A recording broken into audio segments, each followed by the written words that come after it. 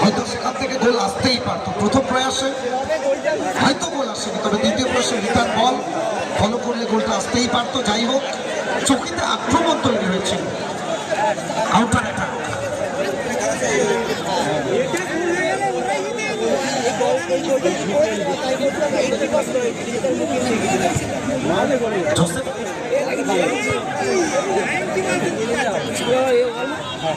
Jersey number 9 চেষ্টা করছেন, jersey number 5 এর সাথে একটা বল করে ঠোকাঠুকি।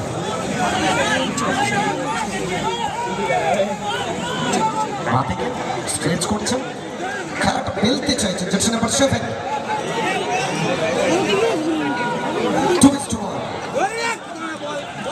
হাত থেকে আক্রমণ তৈরির চেষ্টায় টিম একতা সংঘ।